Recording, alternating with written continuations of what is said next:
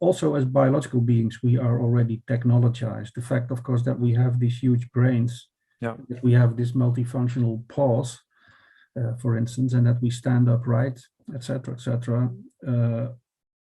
These things are all there because we have interacted with technology for millions of years.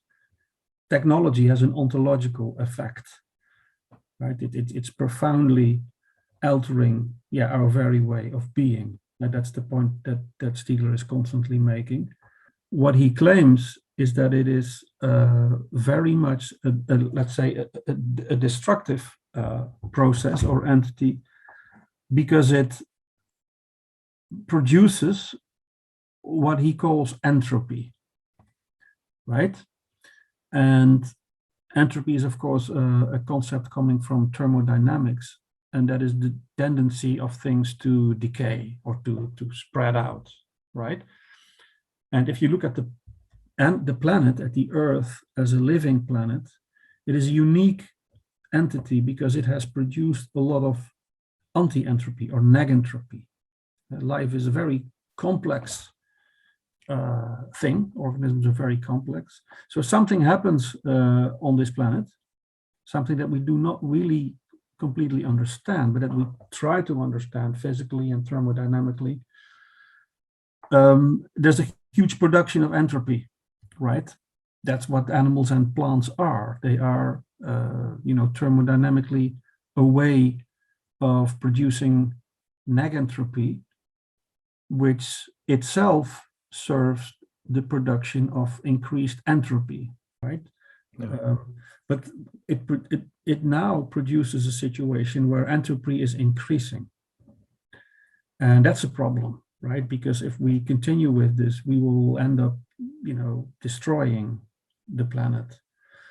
But according to Stiegler, we can reverse this process, right? Technology is not simply an entropic force, it's also a negantropic force, right? How do humans differ from animals? Well,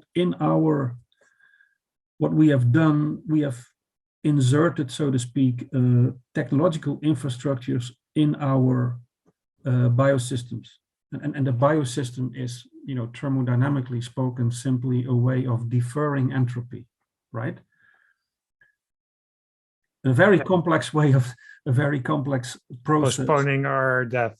Postponing our death, yeah. Because death is total entropy, right? Yeah, but we have medicine, we have exactly. all these kind of things. Humans live longer now than they did before. Yes, exactly. So technology can support or add to our negantropic tendency, right? And it does, in a certain extent. Artificial intelligence could easily be seen as very much supporting negantropy, but it doesn't do that now.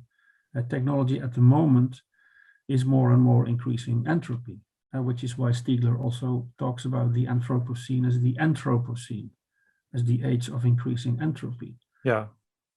But we can change that because technology is a pharmacon, right? It's that which can produce entropy, but it can at the same time also produce negantropy.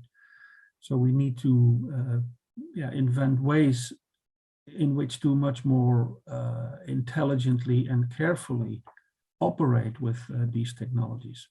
And is that what you referred to earlier as something like the new enlightenment, or the that could be new enlightenment. Then what Stiegler calls the Neganthropocene. So the Neganthropocene. If we get there, if we survive the Anthropocene, then we enter the Neganthropocene. Yeah, which will be an age where there is the technological evolution and the biological evolution and the noetic evolution, the evolution of the mind, are producing negantropy or imbalance, or part of the like the geological even structure of our planet. New health and new wealth and new social structures and a new desire. This is also important. A new desire for the future, because at the moment our future horizon has also collapsed, right? And that's what the younger generations are feeling, right? There is no future for us.